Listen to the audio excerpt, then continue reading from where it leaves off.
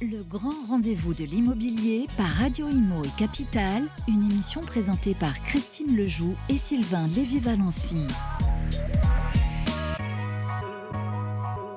Eh bien, bonjour à toutes et à tous et tout d'abord, bonne année. Souhaitons que cette année vous soit douce, avec beaucoup de santé, de la prospérité et puis un peu plus de calme dans nos sociétés qui en ont quand même bien besoin. Je suis très heureux de vous retrouver sur Radio Imo avec nos confrères de Capital pour produire ce 61e numéro du grand rendez-vous de l'immobilier. Vous savez, c'est maintenant vous êtes habitués à nous suivre régulièrement. On a eu une petite période de reprise, mais voilà, c'est reparti pour l'année 2025. Je suis très heureux d'être avec vous et j'ai l'honneur d'ailleurs de co-animer ce magazine avec une grande dame de l'immobilier qui est journaliste spécialisée, Christine Lejoux. Bonjour. Bonjour Sylvain, l'honneur est partagé, très heureuse d'être avec vous. Bonne année. Effectivement, c'est une année qui commence pas mal du tout pour les acheteurs immobiliers, parce qu'après 2 ans et demi de crise de l'immobilier, eh bien, on a un début d'embellie du marché qui pourrait être aidé par le projet de loi de finances, dont l'examen vient enfin de reprendre au Parlement. C'est pas trop tôt. Et autre gros sujet, l'interdiction de location des passoires thermiques G depuis le 1er janvier. Gros sujet. Très gros sujet. Et nous parlerons de tout cela avec Loïc Quentin, le président de la FNIM, la Fédération nationale de l'immobilier. Merci Christine. Effectivement, on ne pouvait pas démarrer sans avoir aujourd'hui le représentant de la filière avec Loïc Quentin que nous recevrons tout à l'heure pour le grand entretien. Bien évidemment, ma chère Christine, tradition oblige, nous avons nos experts qui viennent nous visiter chaque mois. Ils sont avocats, ils sont notaires, ils sont experts comptables, ils peuvent être des professionnels de l'immobilier ou de la gestion immobilière. Ils viendront tous les mois pour répondre à vos questions dans la séquence qui vous intéresse, puisque ça vous concerne. Bien évidemment, toutes ces questions, vous les posez sur l'application de Radio Imo, mais également sur le site de Capital, et on vous y répond chaque mois. Voilà, c'est parti pour le menu de ce 61e numéro. On se retrouve tout de suite après ça. L'actu de l'immobilier. Voilà, de retour sur le plateau, on va inaugurer une nouvelle chronique, effectivement. On va commencer par une actu, une espèce de journal dans lequel on va essayer d'égrener toute l'actualité. Dieu sait qu'il en a à la rentrée 2025, ma chère Christine. On va parler déjà du pouvoir d'achat, bien sûr, immobilier, qui est en train de s'améliorer, un double effet, à la fois de la baisse des prix, mais aussi de la baisse des taux. Est-ce que ça va durer? Et est-ce qu'on peut déjà peut-être faire une projection sur l'année 2025? C'est à vous, Christine. On va essayer, Sylvain.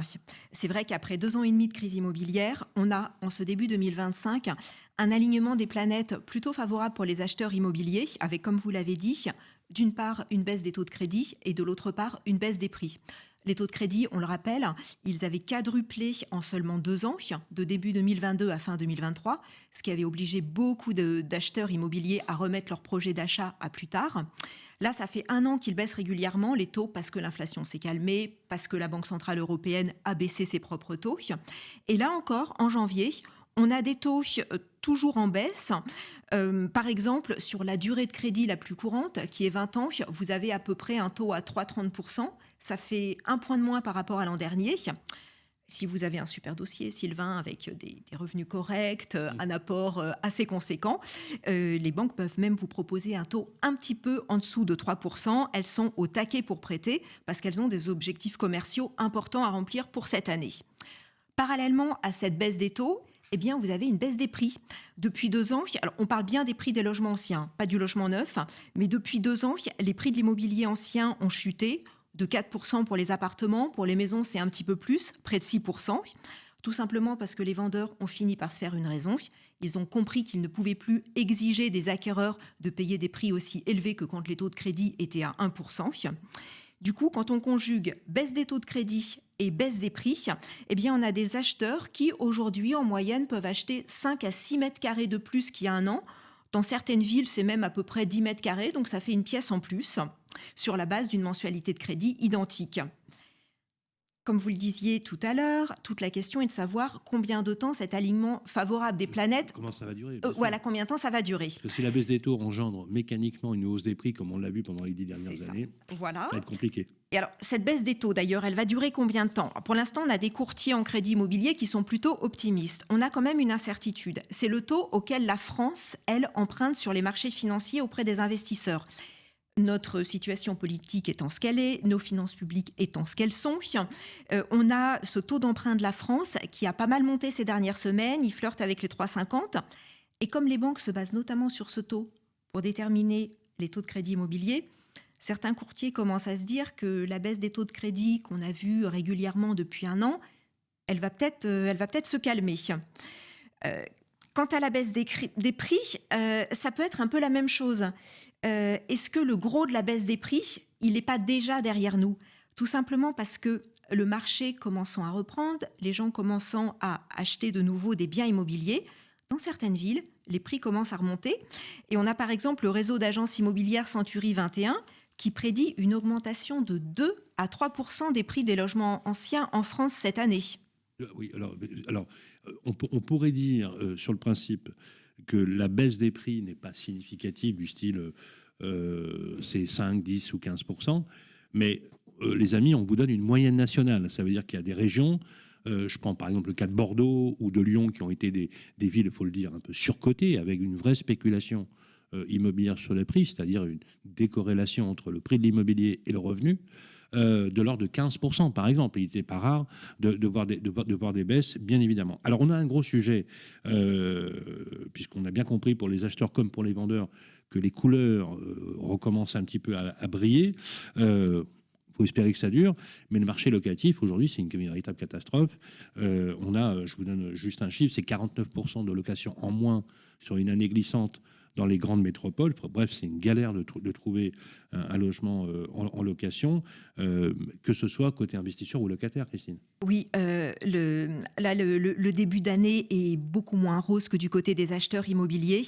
Et notamment, on en parlait tout à l'heure au début, il y a cette innovation, cette grosse nouveauté du début de l'année, du 1er janvier 2025, qui est l'interdiction de mise en location des passoires thermiques qui sont notées G sur le DPE, le diagnostic de performance énergétique.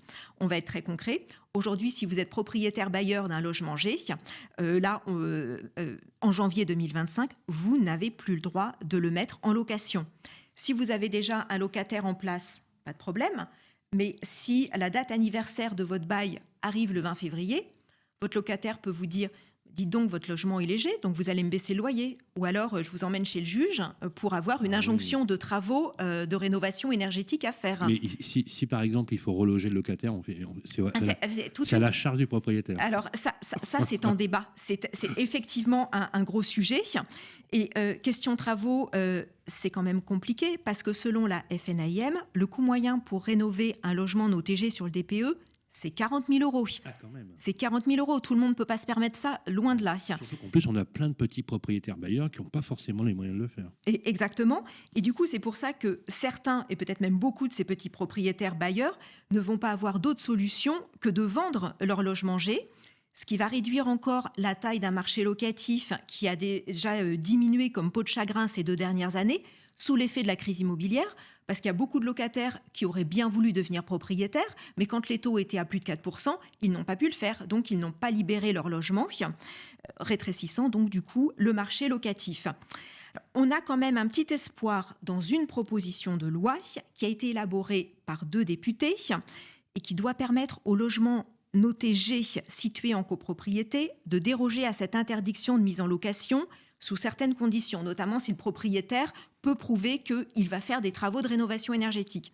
Le problème, c'est que cette proposition de loi, comme le gouvernement Barnier a été censurée, elle n'a pas pu être examinée avant le 1er janvier. Elle le sera fin janvier. C'est clair.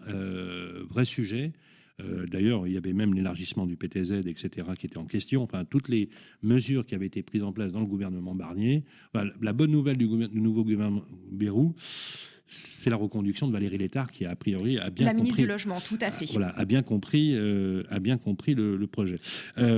L'examen du projet de loi de finances qui a donc été reporté au 15 janvier, est-ce qu'on peut espérer, si on devait, Christine, dire à nos auditeurs le plus basiquement possible, quelles seraient les mesures qui permettraient de relancer tant soit peu la machine ?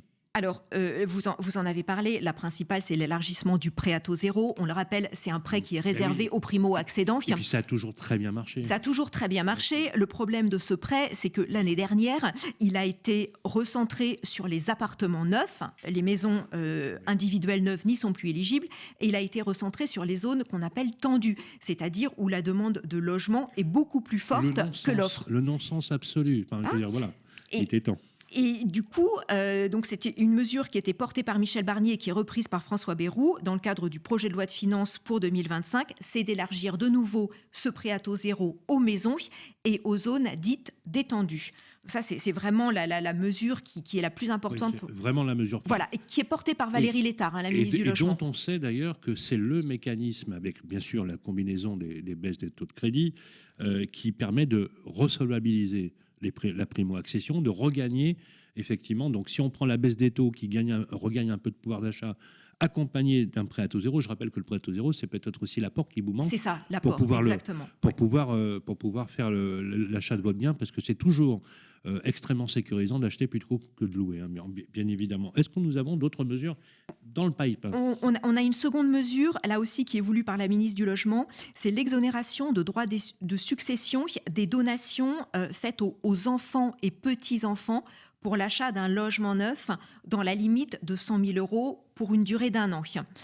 Après, toute la question est de savoir quand cette exonération pourrait entrer en vigueur en 2025. Ça va dépendre évidemment de l'adoption du projet de loi de finances. Mais M. Bayrou a dit qu'il l'espérait pour la mi-février. Je finis juste une autre mesure qui, là, est moins sympa, mais le Premier ministre la reprend. C'est la hausse des droits de mutation, plus connus sous le nom de frais de notaire. Voilà. Il fallait bien qu'il y ait quelque chose, effectivement, qui enfonce le clou déjà des propriétaires qui ont été mis à l'os. Alors c'est vrai que j'ai pas été très tendre à la suite du discours de politique générale avec François Bayrou, parce que bon, c'était quand même très surprenant comme discours. Ce à quoi on se raccroche, les amis, c'est effectivement Valérie Létard, ministre du Logement, qui connaît très très bien les dossiers. Vous voyez, cette information, on vous la donne tous les mois pour justement égrener spécifiquement pour vous et vous faire comprendre le plus clairement possible les actualités immobilières. Un grand merci à vous, Christine.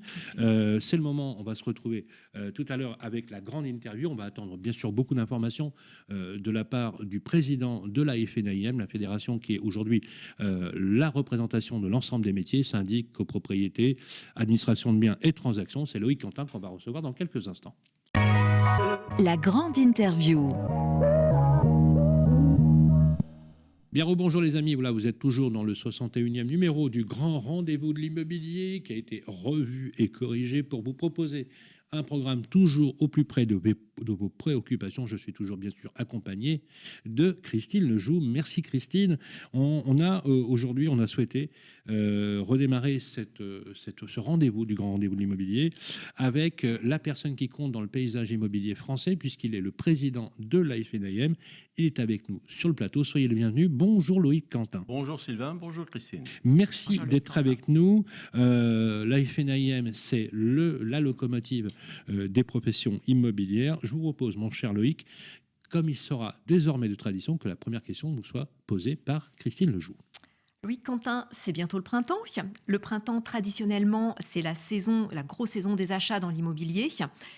L'an dernier, en 2024, on n'a pas eu ce printemps de l'immobilier parce qu'on avait des taux de crédit, notamment, qui étaient encore élevés. Là, le printemps 2025 dans l'immobilier, comment s'annonce-t-il selon vous ? Est-ce qu'on peut commencer à dire que la crise immobilière, qui dure depuis plus de 2 ans et demi désormais, elle est derrière nous ? Oui, la crise immobilière est derrière nous, mais la crise du logement est devant nous. C'est ce que j'ai précisé dans notre conférence de presse, on pourra peut-être en parler. Mais oui, c'est vrai, il y a une embellie. Une embellie qui, notamment, correspond à une reprise, je dirais, des volumes, à une atténuation de la chute des volumes qui était partie, rappelons-nous, le 1er janvier 2024 à 869 000 transactions, on va finir à 780 000. Bon, on espère, je dirais, à un horizon à 830 000 à la fin du premier semestre, peut-être l'année prochaine. Donc, il y a un rattrapage des volumes et aussi une décélération des prix. Donc, les deux composés ont permis, bien évidemment, grâce surtout un événement majeur, il ne faut pas se le cacher, c'est 4 baisses successives du taux de la BCE qui ont permis de reconstituer le pouvoir d'achat des ménages, leur capacité d'emprunt, et qui était salutaire pour pouvoir correspondre avec les prix. Alors, la baisse des prix, elle est constatée, mais elle n'est pas la même partout. Alors, c'est important ce que vous dites, puisque pour ceux qui nous écoutent, surtout des particuliers, on dit oui, mais il faut faire une différence entre la crise de l'immobilier et la crise du logement. C'est bien deux choses différentes. Parce que je voudrais qu'on vous redonne la parole justement sur cette crise du logement qui est réellement structurelle dans notre pays et conduite par des politiques publiques qui sont quand même très délétères pour le logement des Français. Mais on va reparler sur la baisse des prix. La baisse des taux, alors on a vu un peu l'équivalent de quasiment presque 200 points de base de baisse quand on le voit maintenant depuis quasiment un an. D'ailleurs, la BCE a réannoncé une baisse de taux pour ce début d'année. Je crois qu'il va peut-être y en avoir 2. Donc, on est légèrement, peut-être, pour les bons dossiers, à moins de 3% sur les durées. Quand on prend, justement, si je vous demandais de votre point de vue, vous, professionnel, de me dire quelle sera la trajectoire des taux dans les mois qui vont venir et comment vous voyez finalement cette idée peut-être chronique, est-ce qu'on en sortira ou pas d'ailleurs, qui fait qu'à chaque fois qu'on a une baisse des taux, on a peut-être des propriétaires qui en profitent pour compenser cette baisse en augmentant peut-être les prix. Parce que là, pour la première fois finalement dans l'histoire de l'immobilier, peut-être depuis une bonne quarantaine d'années, on voit se conjuguer un double effet de baisse des taux et de baisse des prix. Vous confirmez ? Oui, baisse des taux et augmentation des prix, pas baisse des prix. Donc la baisse des taux va entraîner mécaniquement une baisse des prix. Les faits, c'est vrai qu'aujourd'hui, on a atteint, je dirais, à fin 2022, un atterrissage, on était quasiment à 0,78, 0,70 de taux d'intérêt sur les marchés qui ont subitement grimpé à 4. Donc, c'est-à-dire que la décélération que nous avons connue de 2009 à 2022 était une décélération où on est parti de 5,2 pour atterrir à 0,80. Donc on a finalement donné un pouvoir d'achat très fort aux ménages français, mais notamment qui s'est traduit par une augmentation des prix à l'inverse. Quand les taux d'intérêt repartent à la hausse, ça se traduit aussi mécaniquement par une baisse des prix. Donc finalement, les prix de l'immobilier font le yo-yo. Et à un moment, il faudra se poser la question, notamment d'avoir une véritable ingénierie financière, comment stabiliser et voire même caper des taux pour éviter ce genre de variation. C'est une réflexion d'ailleurs. On fera peut-être des propositions prochainement. Et c'est même d'ailleurs un sujet sur lequel vous vous êtes emparé, puisque vous aviez proposé la portabilité.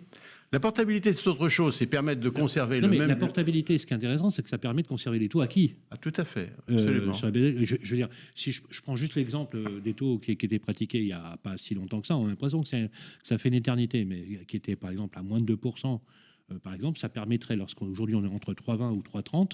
Oui, vous avez emprunté à 1, vous êtes affiché aujourd'hui, vous êtes confronté à un marché à 3,5, on préfère garder son prêt conclu à 1% sur une autre acquisition, et notamment ça favorise aussi les mutations et la mobilité résidentielle de beaucoup de ménages. Les banques ne sont pas d'accord. Hein, non, elles ne sont pas d'accord. C'est intéressant pour elles, en fait. Non, mais je crois qu'il faut... À un moment, c'est le courage politique qui manque dans ce pays, parce que les banques, bien évidemment, si on leur demande, on leur empêche de refaire un crédit, de rembourser, elles vont préférer reprêter à plus cher plutôt que de transférer un crédit qui était octroyé à moins cher. Oui. Donc, à un moment, c'est le courage politique, oui. Quand on veut véritablement accompagner les Français, on renoue avec des pratiques que nous connaissons. La pratique de la portabilité des prêts, elle existait déjà dans les contrats des banques françaises, et ils n'ont pas eu peur, c'est quand les taux baissaient, bien évidemment, là, ils pouvaient le faire. Dès que les taux remontent, on ne peut plus le faire. La transférabilité, elle existait dans ces crédits dans les années 80, et aujourd'hui, quelque chose on peut renouer avec ces pratiques. Donc, je crois que c'est une commande politique qu'il faut avoir. Il y avait un député, Damien Adam, qui a fait une proposition de l'Assemblée nationale. Il n'a pas été élu aux dernières élections législatives.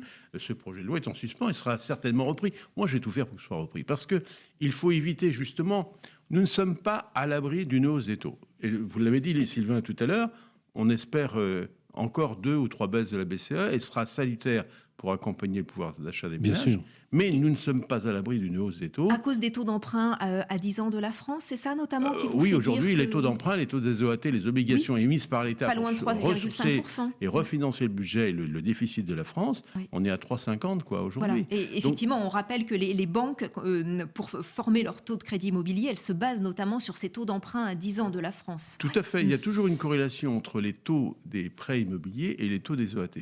Or, aujourd'hui, c'est l'exception que l'on traverse. Les taux d'intérêt baissent, les taux des OAT remontent. Et à un moment, il va y avoir un problème de refinancement. Et l'autre aspect aussi, c'est aujourd'hui l'administration américaine est en place, la nouvelle, avec une politique inflationniste très forte qui va avoir un impact très fort sur les taux et une inflation qu'on va de toute façon importer. Absolument. À l'heure d'ailleurs où nous tournons cette émission, il y a le discours d'investiture, l'investiture de Donald Trump. Justement, on en a parlé avec Christine. Christine, réaction sur le discours de politique générale de François Bayrou qui nous a laissé, on va dire, dans une certaine incertitude, on peut le dire. Oui, absolument, parce que François Bayrou, lors de son discours de politique générale du 14 janvier, a certes déclaré qu'il voulait relancer l'accession à la propriété, mais il n'est pas allé tellement plus loin. Concrètement, il ne nous a pas dit comment il comptait faire. Quelles idées pourriez-vous lui souffler au Premier ministre, Loïc Quentin ?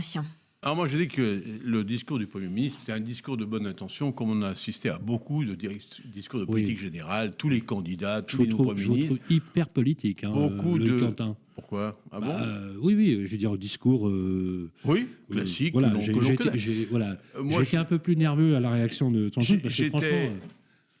J'étais attentif à ses propos. Voilà, il a parlé en termes généraux. Maintenant, ce que l'on sait, c'est qu'il a écrit une lettre au Parti socialiste il y a 3 jours.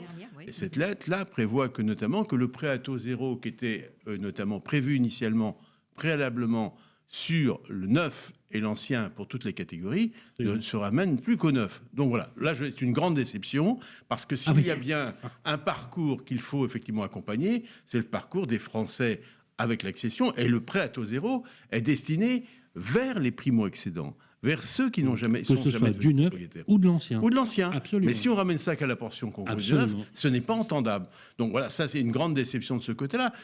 Le marché aujourd'hui, que le marché fluctue, que l'on vende aujourd'hui moins cher et qu'on achète moins cher pour quelqu'un qui est déjà propriétaire, ce n'est pas un problème. Mais quelqu'un qui n'a rien, il a besoin d'être accompagné, aidé. Et le prêt à taux zéro dans l'ancien tombe juste à propos pour permettre d'accompagner des primo-accédants. On le dit depuis un moment, il y a une véritable paupérisation de l'accession à la propriété en France, et notamment chez les plus jeunes. Oui, et là, l'idée, visiblement, du gouvernement, dans le cadre du projet de loi de finances, c'est certes d'élargir le prêt à taux zéro aux maisons, au-delà des appartements et aux zones détendues, mais pour l'ancien, rien ne doit changer. Enfin, dans la copie du gouvernement, visiblement. Absolument. Voilà. Alors, justement, c'est un sujet... Alors, bon, peut-être nous, journalistes, avons peut-être une liberté de parole plus élevée, mais j'ai été assez sévère sur le discours de politique générale, puisque... Justement, en cours d'examen, on a ce fameux projet de loi de finances. Il y a aussi l'exonération des droits de succession pour les donations aux enfants et petits-enfants pour l'achat d'un logement neuf dans la limite de 100 000 €. Mais parallèlement, on songe aussi une augmentation des droits de mutation. On a l'impression, Loïc Quentin, je voudrais vraiment vous faire réagir là-dessus, pour finir cette première partie d'émission, c'est je vous donne une petite carotte, mais alors immédiatement, dès que vous tendez le bec, je vous mets un coup de bâton. On a vraiment l'impression que ça distille et qu'il y a une réelle incompréhension, alors on peut le comprendre sur l'instabilité politique, sur la réalité profonde de la crise du logement des Français. Bayrou souffle un peu le chaud et le froid, en fait. C'est ça. Non, mais je crois que tous les partis politiques, quels qu'ils soient, sont bien conscients de la crise du logement en France, mais ne trouvent pas de solution qui correspond à une idéologie qu'il faut rassembler. Donc aujourd'hui, c'est plutôt une stratégie de compromission qu'une stratégie d'action et notamment d'efficacité. Quand on reprend notamment l'exonération des droits de succession, on ne sait pas si c'est 100 000 par enfant, par personne du couple, parce que ça pourrait porter à 200 000. Moi, je suis contre cette mesure. Pourquoi ? Je suis contre parce que je considère qu'elle doit s'étendre, notamment elle doit être reconvertie. Tous les ménages n'ont pas 100 000 de donations à faire à leurs enfants et leurs petits-enfants. Et je suis pour un système d'équité. Et le système d'équité, 100 000 € d'exonération de droits de donation, c'est 20 000 €, 20%. Oui. Les 20 000 €, moi je propose qu'on les reconvertisse pour les primo-accédants qui souffrent. 20 000 € sur 20 ans, c'est 1 000 € par an, c'est 85 € de mensualité par mois. Pourquoi ceux qui n'ont rien à transmettre ne pourraient pas faire bénéficier à leurs héritiers le même droit que ceux qui disposent de quelque chose? C'est une question d'équité. Et je ne suis pas... Je crois que c'est un souci que devraient avoir tous les élus et tous les responsables. Présentez-vous, je vote pour vous. Parce que ça, c'est que du bon sens. Que du bon sens. Que du bon sens. Mais ça, c'est un sujet dont on parlera, si vous voulez bien, qu'on va continuer avec Christine à développer dans la deuxième partie de l'émission, justement sur les difficultés de marché. On se retrouve tout de suite après la séquence avec vos experts qui vont répondre à vos questions. À tout de suite. Vos questions, nos réponses. De retour sur le plateau du Grand Rendez-vous de l'immobilier, vos questions, nos réponses, puisque vous posez vos questions et nous vous y répondons. Ils sont notaires, avocats, experts comptables ou professionnels de l'immobilier pour répondre à toutes vos questions avec notre super producteur qui est avec nous depuis le numéro 1 du Grand Rendez-vous de l'immobilier, c'est l'ami Vincent. Comment ça va ? Oui, salut Sylvain, bonjour, ça va Bonne très année, bien. Vincent. Bonne année. Toujours bonne aussi année. grand, Vincent. Oui. Voilà. Donc Vincent, cette fois-ci, nous avons notre super agent immobilier avec Anne Boucaud. Bonjour Anne. Bonjour Et Sylvain, bonne année, bonjour Anne. Vincent, bonjour Christine. Et bonne année et bonne santé à tout le monde. Merci d'être avec nous, Anne Boucaud de Boucaud Immobilier. On a une première question, Vincent. Ouais, avec Irène d'Orléans, elle est propriétaire bailleur. Un couple de locataires signe un contrat de location il y a 6 mois. Aujourd'hui, ils se séparent.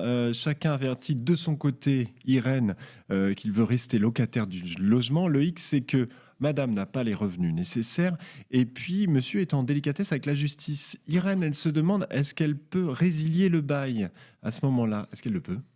Alors, la réponse, Vincent, est non. Déjà, le bailleur ne peut pas résilier le bail de manière unilatérale et c'est assez encadré par la loi. Il y a 3 cas où le bailleur peut le faire. C'est donc en location vide, reprendre pour y habiter ou pour loger un proche, pour vendre le logement et en cas de manquement grave du locataire, type tapage nocturne ou impayé. Donc ça, c'est la première des choses. Ce qu'on peut dire par rapport quand on est colocataire du bail, c'est que c'est un engagement commun. Donc il est très important que les locataires puissent se mettre d'accord sur donc un consensus pour savoir qui reste dans le logement, pour pouvoir y faire un avenant au bail, pour que ce soit fluide et clair pour le propriétaire. En tout cas, si on reprend le cas de Madame, si elle n'a pas les revenus nécessaires, elle peut peut-être accéder à une garantie visale ou alors à un garant personne physique. Et si jamais Monsieur, lui, souhaitait rester locataire de ce logement, ce qu'il faut voir, c'est qu'il peut, le fait qu'il soit en manquement avec la justice est un acte discriminatoire. Donc le propriétaire, en aucun cas, ne peut évoquer ça pour ne pas l'avoir comme locataire. Voilà ce que je peux vous dire là-dessus. Donc ils se débrouillent entre eux, mais en tout cas, le bail peut continuer de courir. Tout à fait. Mais l'un des deux, dans le couple, ils doivent se mettre d'accord pour qui va rester. Parce C'est que ça. là, ce qui est difficile pour Irène, c'est que chacun lui a dit « moi, je veux garder le logement ». Exactement. Donc, il faut qu'ils trouvent un consensus ou alors qu'il y ait une décision de justice, mais là, c'est d'autres délais. En tout cas, s'ils doivent trouver un consensus entre les locataires pour justement savoir qui doit rester dans le logement. Et du coup, le propriétaire, dans ce cas-là, devra faire un avenant au bail. Sur quelle base il choisit, par exemple, si Madame a un enfant en bas âge, par exemple, ce genre de choses ? Non, c'est en fait, c'est à eux, entre eux, de trouver un accord, tout bonnement. En fait, le propriétaire, il ne choisit pas, c'est pas lui qui Exactement, choisit. il ne choisit pas, et puis il ne doit pas favoriser, comme on le disait, avec les critères discriminatoires. Donc, si l'époux, par exemple, lui, est en délicatesse avec la justice, ça ne doit pas rentrer en ligne de compte. C'est à eux de trouver un consensus. Et s'il n'y a pas d'accord, en revanche, il reste co-solidaire du bail et la justice, après, tranche pour savoir qui reste. C'est au couple d'aller voir la justice, pour les départager, en fait. Idéalement, trouver un accord entre eux. Bien Et sûr. ils peuvent se faire aider d'un conciliateur ou peut-être de quelqu'un de droit à ce sujet. Mais après, s'il n'y a pas d'accord trouvé, ils restent donc co-titulaires du bail. Donc, ils doivent payer le loyer comme il se doit. Oui, Irène continue à percevoir voilà. ses loyers. elle. Exactement. Une autre question pour vous, Anne Boucaud, c'est Rémi qui est à Lyon. Il souhaite louer, il se demande si la garantie locative Visale, elle est plus sécurisante qu'un garant personne physique.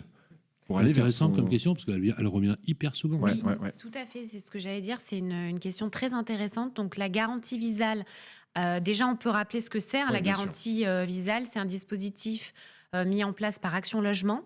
L'avantage de cette garantie, c'est qu'elle permet à un locataire d'accéder à un logement avec parfois plus de flexibilité qu'une assurance classique au niveau, par exemple, des ressources ou des conditions d'octroi du logement, type période d'essai, parce que ça, on le rencontre régulièrement sur les périodes d'essai ou des personnes qui ne sont pas CDIsées. Donc la garantie Visale permet aux locataires d'accéder plus facilement à un logement. Pour un propriétaire, c'est un plus parce que elle est sécurisante, parce que c'est une fiabilité institutionnelle aussi. Donc ça, c'est quand même un atout. Je dirais le moins de la garantie Visale, c'est le plafond. C'est-à-dire que la garantie Visale, elle est valable pendant 36 mois, donc la première durée du bail. Visale, c'est gratuit, pour le rappeler. Hein. Voilà, Ouais. Visale, c'est complètement gratuit pour un Elle propriétaire. concerne pas les gens de moins de 30 ans, non? Elle a été élargie. Alors, elle a été élargie, en fait. Visale, justement, parce pendant que... un moment, Tout à fait. c'était réservé aux moins de 30 ans, il me semble. Tout Enfin, à aux fait. locataires de moins de Et 30 ans. maintenant, il y a des cas où... Pour les ménages très effectivement, modestes, peut-être. on oui. peut prendre Visale, peu importe, il n'y a plus de conditions d'âge. D'accord. Et alors, je crois que ça dépend des zones géographiques, mais en tout cas, ça s'est élargi. Donc, on a de plus en plus de locataires qui accèdent justement à et qui le mettent en avant. Parce que pour un propriétaire, ça évite de souscrire une garantie loyer impayé. Donc voilà, modulo, par contre, cette histoire de C'est sûr, dégradation pour un premier immobilière. contrat de location, un premier bail de location, pour un jeune en C'est très activité, bien. c'est idéal. Quoi. Ah c'est idéal, bien Pour lui sûr. demander aux parents de se porter caution. Déjà que c'est une tannée pour trouver un logement. Oui, il y a Pas également évident. la garantie Locapass qui permet Oui. aux locataires, justement, par rapport au dépôt de garantie, de pouvoir être aidés sur l'apport en dépôt de garantie, donc qui est aussi sécurisant pour un propriétaire bailleur. Merci beaucoup, Anne Bocco. Merci. On vous retrouve au Plessis-Robinson, tous, Bouco oui. Immobilier. Si vous Voilà, cherchez on une bonne enregistre adresse. bien évidemment tout de suite l'information. Si vous allez au Plessis-Robinson, on va chez, Bouco Immobilier. bien sûr. Voilà, on se retrouve avec le prochain expert. Vos questions, nos réponses. Eh bien, rebonjour les amis. Seconde partie de vos questions et nos réponses avec l'avocat en droit immobilier le plus connu de France. Il est avec nous sur le plateau, Maître Romain Rossilandi. Bonjour. Bonjour Sylvain. Merci d'être avec nous. On a des questions, Vincent, des questions toujours un peu compliquées parfois pour les personnes qui nous posent des questions. Je crois que c'est François de Paris qui nous pose une première question. C'est le premier, c'est François. Il a donc un bien qu'il loue et après un impayé, il s'est retourné vers son locataire. Il a appris en fait que sa locataire était décédée récemment. Il a trouvé le notaire en charge de la succession. Rien ne se passe depuis un mois. Comment il peut récupérer cette somme et quelles sont les suites, Romain?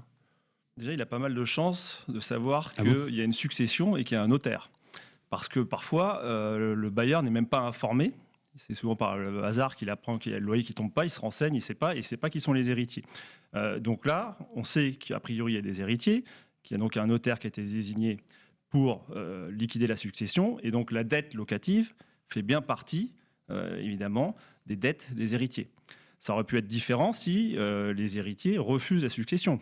C'est tout à fait fréquent. Et donc là, si c'est le cas, effectivement, il n'y a pas d'héritier. Pas payé. On n'est pas payé. Et c'est très compliqué, j'ai déjà eu le cas, pour les bailleurs pour récupérer le logement.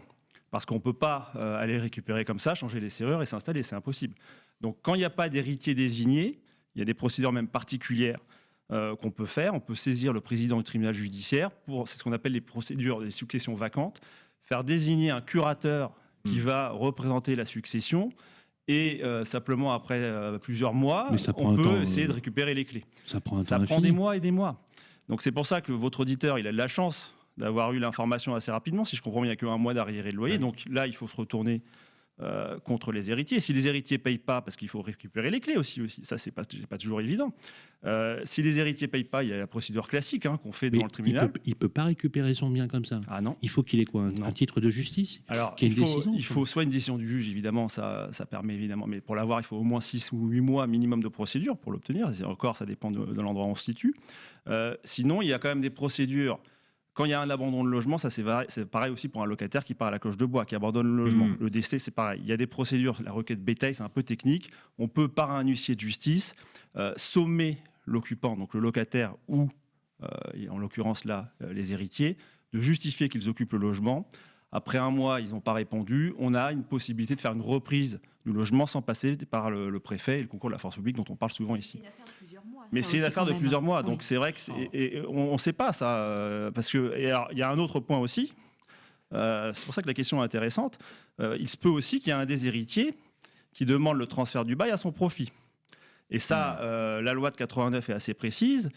Ceux qui peuvent bénéficier du transfert du bail sont ceux qui justifient, alors les ascendants, les descendants, ou les partenaires de Pacs, par exemple, les concubins notoires aussi, qui justifient avoir habité dans les lieux au moins 1 an avant le décès. Là aussi, Mais contentieux abondant. Comment on le prouve? On prouve C'est qu'on a passé. compliqué. Alors j'ai des dossiers, moi notamment pour les logements sociaux, vous imaginez bien Ah oui. que souvent les enfants tout d'un coup, ils apparaissent. Ah ben moi j'habitais dans les lieux depuis 1 an. Donc il faut fournir des éléments, c'est pas toujours facile, des factures d'électricité par exemple à votre nom, etc., des témoignages des voisins. Oui. Mais si vous démontrez que 1 an avant le décès, vous occupiez effectivement les lieux avec le locataire décédé, Le transfert du vous bail pouvez se fait bénéficier ces automatiquement. deux droits. Alors, c'est pas automatique, parce que, enfin, si, la loi le prévoit normalement, mais souvent, il faut faire des procédures. Et en général, ce qui se passe, c'est que le bailleur a lancé une procédure d'expulsion, et là, le locataire dit, mais attendez, moi, j'étais là dans les lieux, je dois le démontrer, etc. Donc, beaucoup de contentieux là-dessus. On n'en parle pas souvent, mais il y a beaucoup de contentieux. C'est un vrai sujet. Il faut hein. pouvoir Gros payer sujet. le loyer aussi. Enfin, il faut que l'enfant, par Eh oui. exemple, au-delà du fait d'avoir habité pendant 1 an, enfin, qu'il puisse payer qu'il ait un salaire qui représente 3 fois le loyer. Enfin, pour Alors oui, sécuriser mais ça, le bailleur. le bailleur, ça, normalement, il n'a pas voix au chapitre là-dessus, hein, s'il n'y a pas les mêmes garanties de solvabilité. En revanche, pour les logements sociaux dont je parlais, effectivement, Les plafonds de ressources. évidemment, il faut Oui. que l'enfant puisse effectivement remplir les conditions pour être oui, éligible. bien sûr. Mais C'est la ça qu'on solvabilité appelle, ne rentre pas en ligne de compte. Hein. C'est ça qu'on appelle le droit de suite, hein, il me semble, dans le. Oui, alors dans le c'est logement. dans la loi de 89 qui est d'ordre public, c'est l'article 14 ou 15, je ne sais plus, mais quoi qu'il arrive, le maintien dans les lieux, voilà, effectivement, est possible que si vous justifiez avoir vécu 1 an avant le décès. Question.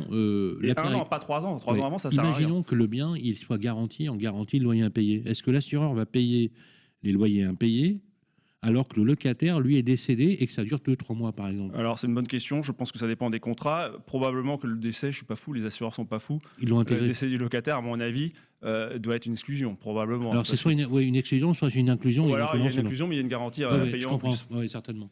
Mais ça vaut le coup les amis, on va vérifier. C'est important comme information. Une autre question pour vous, Romain Rossilandi. Virginie est dans la Somme. Elle souhaite louer un bien immobilier. Elle a un logement qui est classé G et elle a compris qu'elle ne pourrait plus le louer. Elle est très inquiète. Qu'est-ce qui se passe pour Virginie ? Question d'actualité, là, puisque depuis le 1er janvier, donc cette année, le 1er janvier 2025, les logements classés G sont considérés comme des passoires énergétiques et donc sont interdits à la location. Donc c'est le cas pour Virginie. Elle en ne peut plus théorie, louer. en théorie, En théorie. elle n'a pas le droit de louer. De le mettre en location. Elle a le droit de le mettre en location. Et attention, cette obligation s'applique aussi aux baux en cours lors de leur prochaine reconduction. Donc ça va se généraliser d'ici 3 ans. Je crois qu'il y a 600 000 logements qui sont concernés par cette interdiction de louer. Alors pourquoi je vous dis en théorie ? Parce que en fait, on considère que le bailleur, en fait, maintenant cette obligation de faire ses travaux d'économie d'énergie, ça fait partie de la décence, de l'obligation de donner un logement décent à son locataire. Comme l'est, par exemple, un logement qui fait moins de 9 mètres carrés. C'est exactement la même règle. Pourtant, il y a quand même des gens qui louent des logements de moins de 9 mètres carrés. Donc, ça sera la même chose. C'est-à-dire que si les locataires ne saisissent pas le tribunal pour se plaindre, il ne se passera rien. C'est-à-dire qu'il n'y a pas une amende qui tombe En fait, automatiquement. quelqu'un qui... Enfin, je vais être provocateur. Quelqu'un qui va signer un bail en étiquette G, le locataire étant d'ailleurs très heureux de trouver un logement, parce que je peux vous dire que ça aussi, c'est bien quelque sûr. chose sur lequel il faut alerter. Pour trouver un logement Ouais, t'es d'accord, aujourd'hui. Christine, Mais on a un vrai sujet. bien sûr. C'est-à-dire que les gens sont tellement désespérés à la rue que même un étiquette G, même un étiquette Z, il le prendrait. Bah, c'est pas grave, il va mettre 4 pulls et puis voilà. Absolument, il le prendrait parce qu'il y a un vrai désespoir. Néanmoins, le cas, c'est que si jamais il le fait et que le locataire, par exemple, devait faire un recours, est-ce Alors, que il y ça a des prend- risques évidemment, par contre, pour le propriétaire. Effectivement, si le locataire fait rien, il peut rien se passer. Tu On est as tout à d'accord. fait raison. En On est revanche, un locataire bien informé qui va faire un recours, là, c'est une indécence du logement, Ouais. c'est quasiment Ouais. automatique. Et Il peut, qu'est-ce qui va il peut obtenir la suspension du loyer, la diminution du loyer, la condamnation du bailleur à faire les travaux nécessaires pour revenir à une La étiquette suspension normale, du loyer, carrément. sous astreinte financière, bien sûr. Le pouvoir du juge sont considérables. Et alors, ce qui est très intéressant, c'est qu'il y a plein de cas où le propriétaire, même avec une bonne volonté, ne peut pas faire les travaux. Est-ce qu'il n'a pas les moyens? Alors, soit parce qu'il n'a pas les moyens, soit parce que tout simplement c'est techniquement impossible, parce que la copropriété, par exemple, je donne cet exemple-là souvent, exemple, moi j'ai un client à qui c'est arrivé, il a fait tout ce qu'il fallait chez lui, il a changé les volets, il a changé les fenêtres, il a changé le ballon d'eau chaude, enfin bon, il a fait le maximum, et on lui dit maintenant, vous restez mal classé, il faudrait que la copropriété vote le changement de la chaudière, qui date de 1995. Oh là et là. évidemment, les copropriétaires ne veulent pas voter. Donc lui, ce bailleur, il est de bonne foi, il a fait ce qu'il fallait, il ne peut pas faire plus. Et donc, effectivement, ça pose un problème. Donc, je pense que le juge va pouvoir apprécier. Il y a même une proposition de loi là, qui va être discutée. Marchive et Chanise, Voilà, effectivement. c'est Oui, au courant, oui. je crois, dans quelques jours. Oui, pour 28 prouver janvier. que je vais faire les travaux. Mais oui, mais c'est une exception. Alors après, il faut faire confiance au juge. Dans ces cas-là, effectivement, mais dès lors qu'on dit que c'est une obligation, le bailleur ne respecte pas l'obligation de délivrance, il y a un problème. Donc il y aura un contentieux, tant mieux pour les avocats. Moi, je suis ravi, ça va faire des contentieux. Mais quelque part, il faut que le législateur, à mon avis, Mais bien réfléchisse. sûr. Parce qu'il y a quand même des Il aurait déjà situations d'ailleurs qui sont dû très réfléchir, compliquées. ne serait-ce Ah qu'en bah, on est amont, bien d'accord. au lieu d'imposer une contrainte de calendrier comme celle-ci. Enfin, bon, Mais je pour- dis ça, je dis rien. hein. Pour finir, il faut quand Pour même qu'elle finir, fasse les travaux, évidemment, Oui. Oui, dans la bien mesure sûr. du possible, qu'elle les fasse le plus rapidement possible. Et j'ajoute aussi, il y a un point moi, qui me choque, c'est que pour tous les contrats en cours à qui cette obligation va s'appliquer dans quelques semaines ou quelques mois, le bailleur ne pourra pas donner congé à son locataire. Ce n'est pas un motif de congé. Le seul motif de congé, c'est la reprise pour habiter ou la vente. Donc il faudra que le bailleur, s'il veut faire les travaux, reloge à ses frais le locataire pendant la durée des travaux. Merci beaucoup, Romain Rossi-Landy, notre avocat dans le grand rendez-vous de l'immobilier. On vous retrouve sur rossi-landy-avocat.fr sur les moteurs de recherche. On vous retrouve très Absolument. Le facilement. bon réflexe, c'est toujours d'aller consulter un avocat. Vous êtes d'accord, hein? Oui. Merci beaucoup. Troisième et dernière partie avec vos questions et nos réponses. Nous allons recevoir dans quelques instants Nathalie Cousigou-Suas, notre super notaire, qui va répondre également à toutes vos questions. On se retrouve tout de suite après ça. La grande interview. Eh bien voilà, vous nous retrouvez dans votre numéro du Grand Rendez-vous de l'immobilier. Nous sommes en janvier 2025. On est très heureux d'être avec vous. On vous souhaite une très très belle année. Deuxième partie de notre grande interview avec notre témoin du jour, Loïc Quentin. Merci d'être avec nous, d'être resté sur le plateau. Je rappelle que vous êtes le président de la FNAIM. On va parler maintenant avec Christine du marché locatif. Depuis 2 ans maintenant, on a observé, on va dire, je vais rester...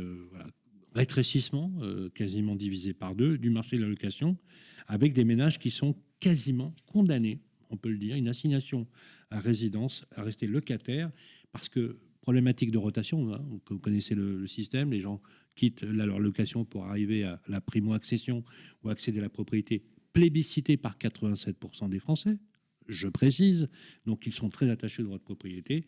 Et pourtant, on a une vraie galère en matière de location. Christine, je crois que c'est un vrai sujet. Hein. Oui, et là encore, le Premier ministre, toujours lors de sa déclaration de politique générale mi-janvier, a fait part de sa volonté de relancer l'investissement locatif. Mais alors, comme pour l'accession à la propriété, il a été encore moins précis. Il n'a donné aucune solution concrète. Ah oui. Or, pour vous, Loïc Quentin, le traitement du marché de l'investissement locatif relève de l'urgence aujourd'hui. Pourquoi ? Plus que de l'urgence, je crois que c'est quelque chose qu'on a dû engager déjà il y a au moins 2-3 ans. La disparition du Pinel, déjà. On prévoit la disparition d'un dispositif qui permet d'alimenter le marché du neuf depuis 40 ans. Dispositif d'investissement locatif. D'investissement on et rappelle, réduction oui. d'impôt sur l'investissement locatif Voilà. dans le neuf. Depuis 40 ans, et on ne prévoit rien quand on le supprime. Donc déjà, on va avoir une grande difficulté en 2025, c'est-à-dire qu'on va avoir beaucoup moins, c'était 60 à 80 000 logements qui rentraient sur le parc locatif. Deuxièmement, oui, il y a la rotation du parc, on reste locataire, on n'achète pas, donc il y a une forme effectivement d'embouteillage à la sortie à une nouvelle offre. Troisièmement, il y a bien évidemment l'immobilier qui avait été taxé, soumis notamment et maltraité les premières années du septennat d'Emmanuel Macron, avec notamment l'impôt sur la fortune immobilière. On n'a pas les produits financiers bénéficient d'une flat tax. On est exposé sans arrêt à une augmentation de la fiscalité, augmentation de la taxe foncière jusqu'à 80% dans certaines villes. Donc finalement, Encadrement des loyers. Encadrement des loyers, le permis louer et les obligations de rénovation énergétique sur le logement G, sur le logement F. Enfin, on a une politique complètement décousue et qui ne prend pas conscience de l'urgence à réagir et d'envoyer des signaux positifs et de sécurisation afin de restaurer la confiance des investisseurs et des propriétaires bailleurs. Là, on va dans le mur. Moi, j'avais dit 2023 difficile, 2024 a été compliqué, mais 2025 sera encore plus dur. Et c'est vrai qu'on dit souvent cette statistique, je crois, d'Opinionway qui disait que 17% des étudiants renonçaient à faire des études parce qu'ils ne trouvaient pas de logement. C'est une catastrophe de voir effectivement cette offre locative dans ce pays. Et en plus de cela, Moi, je rajouterais que nous avons, dans nos cabinets à la FNIM, nous constatons de moins en moins de Français souhaitant faire un placement immobilier. Et ça, c'est très inquiétant. Et c'est une chute de 30% des mandats de gestion locative, je crois que la FNIM a observé Oui, tout sur à un fait, an. Hein, tout à c'est fait. ça. Et encore, oui. alors, c'est important ce que vous dites, parce que c'est 30% des mandats de gestion pour la location, mais également les propriétaires qui louent eux-mêmes. En direct, absolument. En direct, qui ont vu leur baisse. On prenait tout à l'heure, on en a parlé en début d'émission, on avait des baisses de l'ordre de 49% sur les moteurs de recherche en termes d'annonces. C'est absolument fou. Sylvain, c'est très important. La profession ne détient plus que 35% des parts de marché. 65% est non intermédiaire et se permet, je dirais, toutes les largesses de propriétaires qui s'exonèrent de respect des règles de droit. Nous, en zone tendue, et c'est la moitié du parc français, on respecte l'encadrement soumis à l'IRL.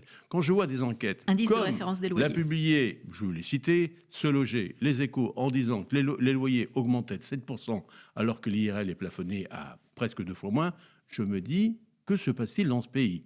Il va falloir effectivement faire en sorte que les lois soient rigoureusement appliquées, vérifiées, et non pas uniquement à destination des professionnels, mais de ceux, effectivement, qui s'exonèrent. Voilà. Donc là, on a une espèce de marché gris. C'est comme le diagnostic de performance énergétique.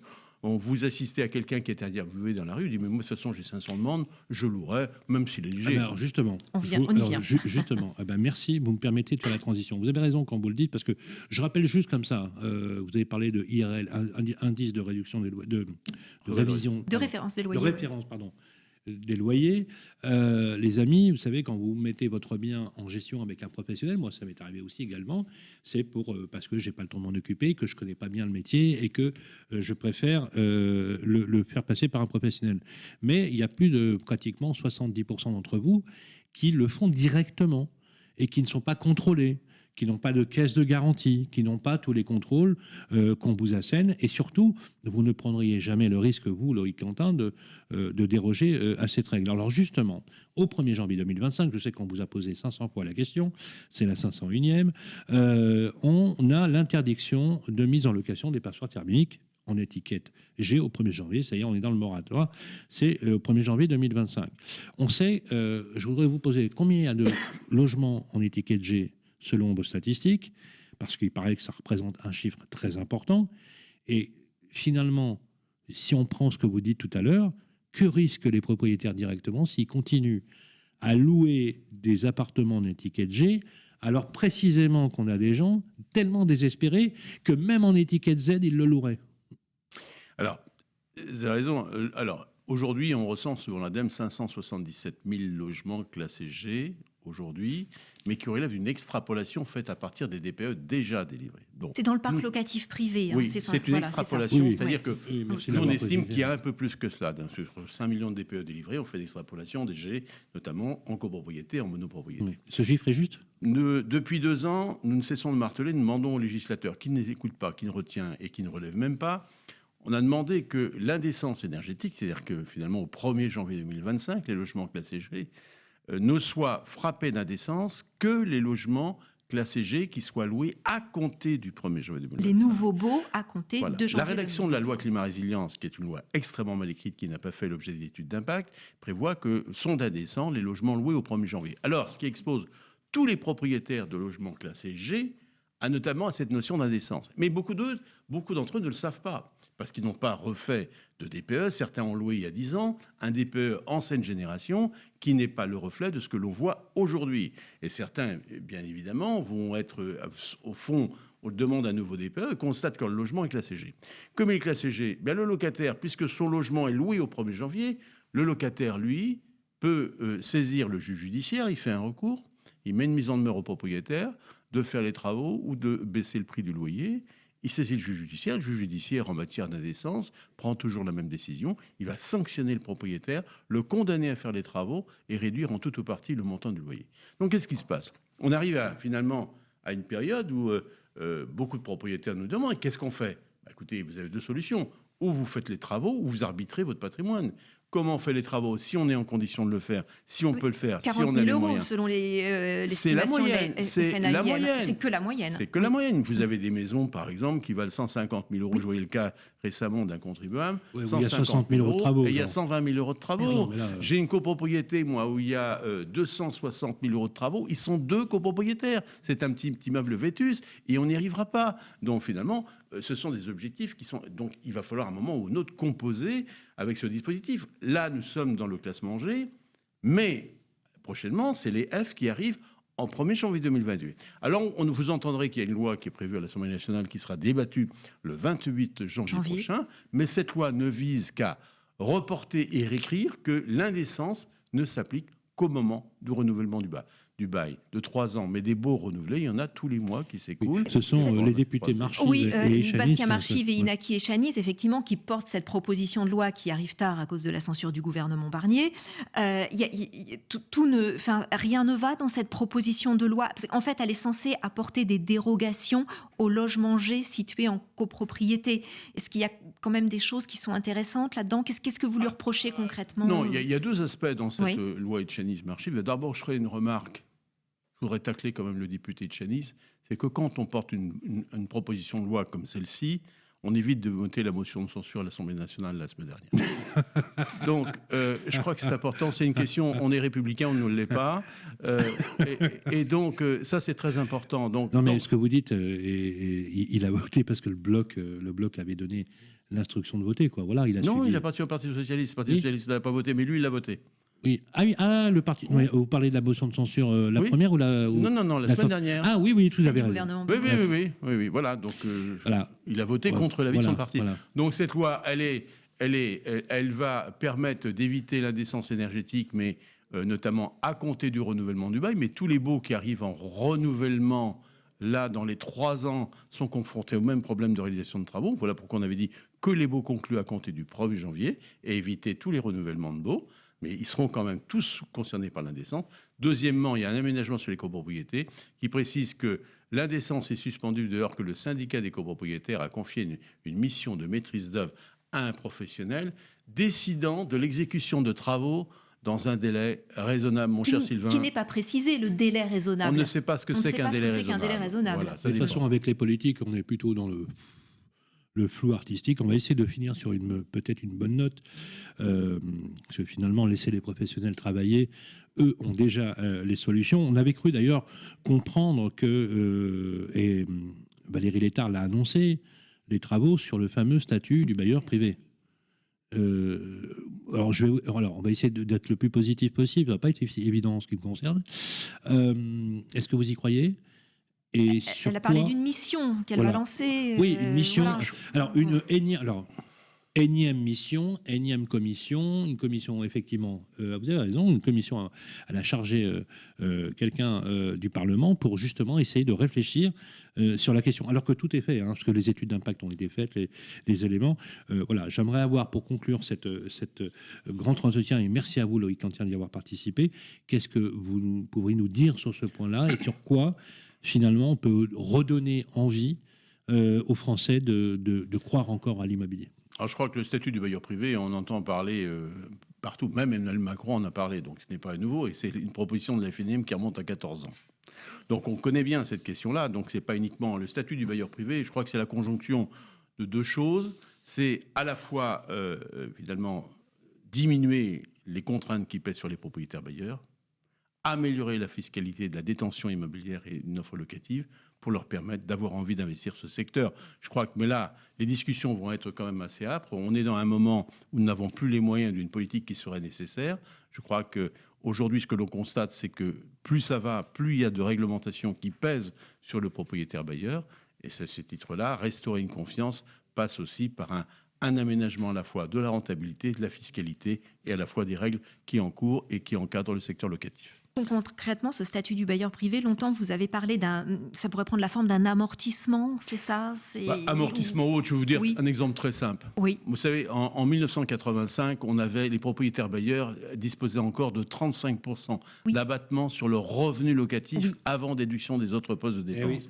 Et cet abattement est passé à 35, 25, 20, 18, 12, 10, 8, 6 et aujourd'hui c'est 20 € par logement. Donc si on veut améliorer la fiscalité, c'est pas forcément d'amortir un bien, tous les ans amortir 3% de la valeur de son bien en déduction de ses loyers, qu'on fasse une déduction forfaitaire sur la feuille de revenu au titre de l'amortissement, du calcul des revenus. Et ça, Bercy le sait faire. La ligne, elle existe. Il suffit uniquement de le voter dans un budget. Et de la réactiver telle qu'elle était d'ailleurs à une certaine époque. Et on aura fait un grand bout de chemin. Merci beaucoup, infiniment, Loïc Quentin. Je rappelle que vous êtes le président de la FNAIM, pétri de bon sens, parce qu'au contact des Français tous les jours et de leurs problématiques, on serait bien inspiré de vous laisser les commandes pour pouvoir retravailler ces politiques du logement.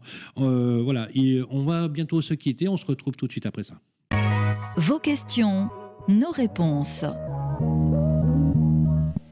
Eh bien, rebonjour, vous êtes toujours dans le grand rendez-vous de l'immobilier. On est ravis d'être avec vous. Troisième et dernière partie de vos questions, nos réponses. Je rappelle le principe, vous avez des questions techniques, immobilières, qui s'adressent à des avocats ou à des experts comptables ou avec des notaires ou des agents immobiliers.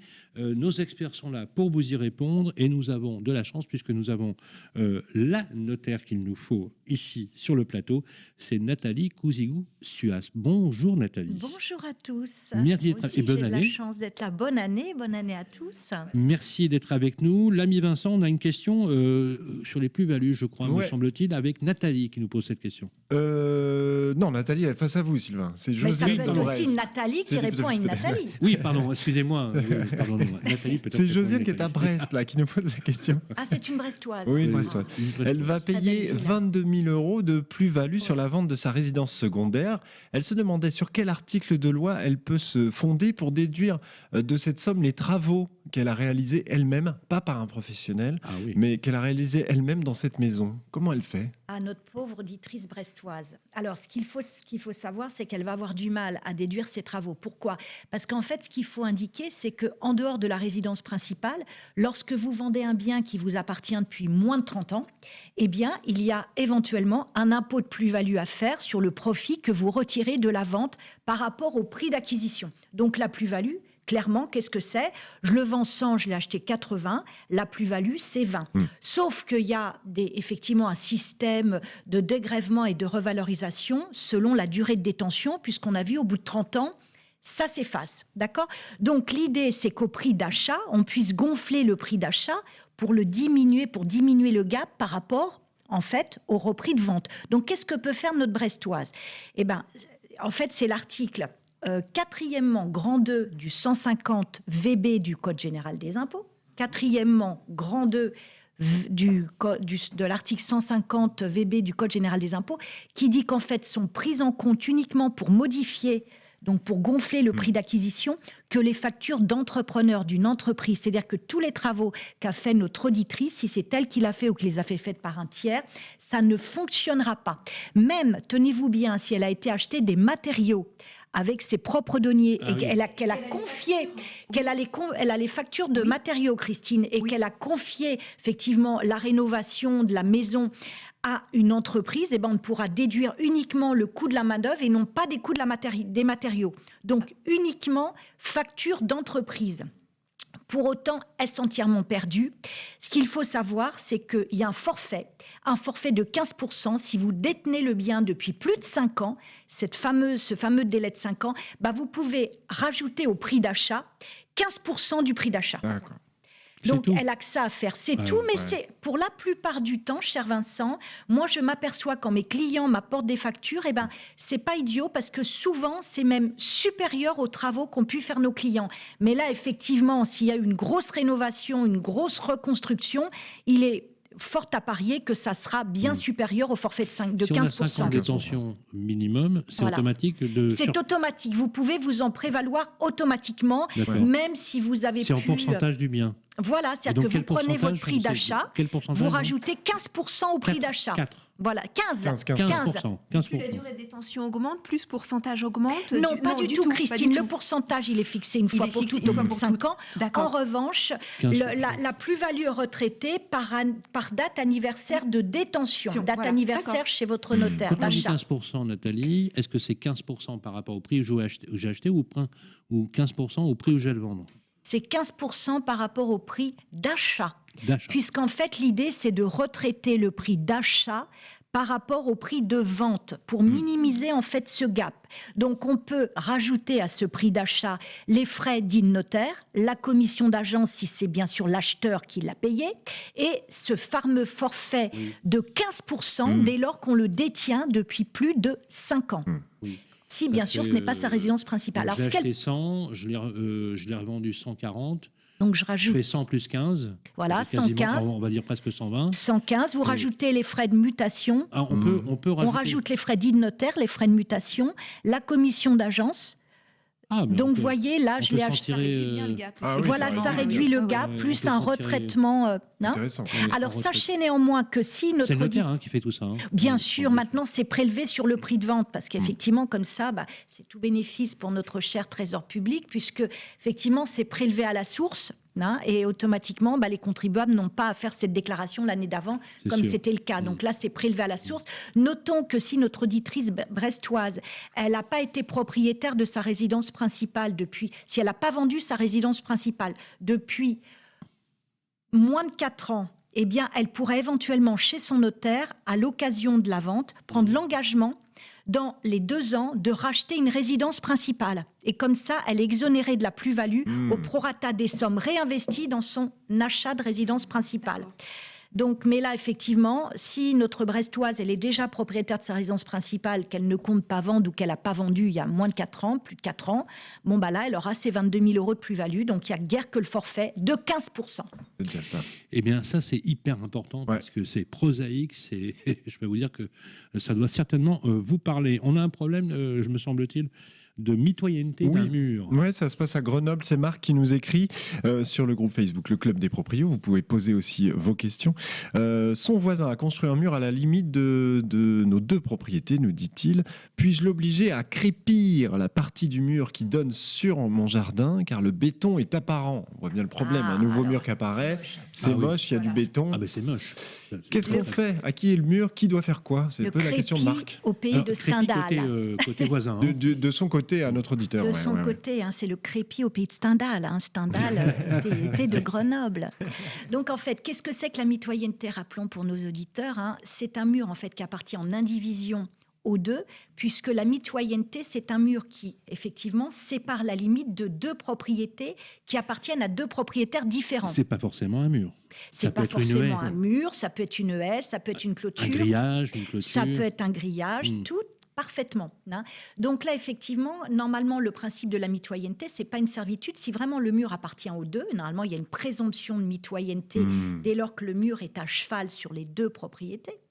Donc là, je m'étonne parce qu'il dit le propriétaire a construit un mur. Oui.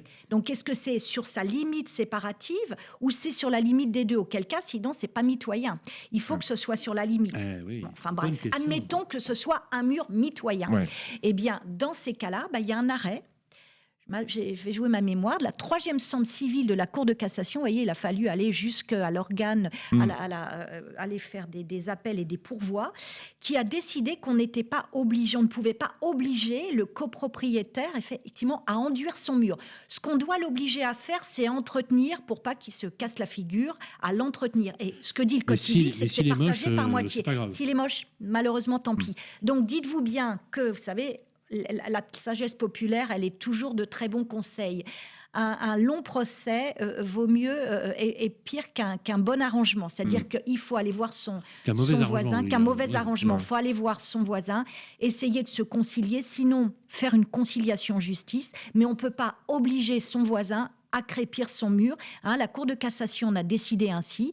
Ça doit être fait certes à frais conjoints, par moitié si le mur est mitoyen, mais on ne peut pas l'obliger à le décorer comme on veut. Et si le mur est dans la propriété du voisin? Alors là, c'est autre chose, Là, c'est il n'est autre pas chose. mitoyen. Il n'est pas mitoyen. Il Et est là, pas est-ce qu'on peut mitoyen. l'obliger? Zéro pouvoir. Non plus. Zéro pouvoir, non. Zéro pouvoir, mais attention au risque de conflit de Moi, voisinage. J'ai eu le cas parce que chez moi, en face, dans mon jardin, j'ai 2 jardins entrée. D'ailleurs, on a des images de chez vous. Et le salon. Non, J'avais un mur en face de moi qui n'était pas très joli. Et j'ai demandé aux voisins si je pouvais mettre une petite haie de bois pour donner une ambition de perspective. Mais il fallait quand même le fixer dans le mur. Ça, c'est très, très bien fait. Et dans ces cas-là, je suis d'accord avec vous. Ce qu'il faut faire, les amis, c'est aller voir vos voisins et Mais puis bien vous sûr. arranger avec lui. Parce qu'effectivement, Et puis le voisin dit oui, parce Ah que oui. bon, c'était sympa. Ou sinon, je lui faisais la misère. Puis, de toute façon, moi, c'est ce qu'on dit à Non, nos mais- clients, c'est toujours bien d'aller se présenter Mais quand bien vous sûr, arrivez. oui. Parce que- C'est- Parce que la réponse, c'est qu'il c'est peut intéressant. avoir le mur de mitoyenneté, il n'est pas obligé de le décorer. quoi. Non plus. Voilà. Mais non plus. exactement. Voilà, c'est tout. Voilà.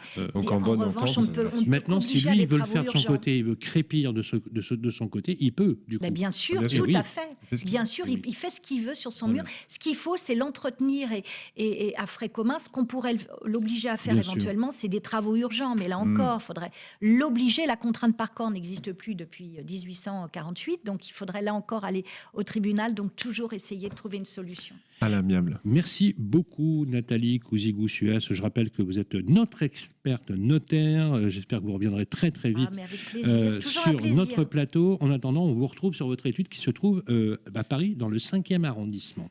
Merci à vous. Voilà, c'est quasiment la fin de notre 61e numéro du Grand Rendez-vous de l'Immobilier. On se retrouve tout de suite pour la conclusion. Le grand rendez-vous de l'immobilier.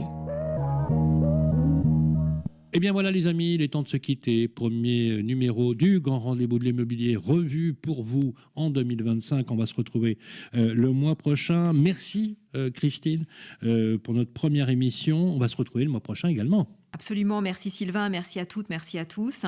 Et pour le prochain numéro, n'hésitez pas à poser toutes vos questions à nos experts dans le groupe Facebook, le Club des Proprios. Voilà, le Club des Proprios, c'est le club Facebook qui a été construit pour vous.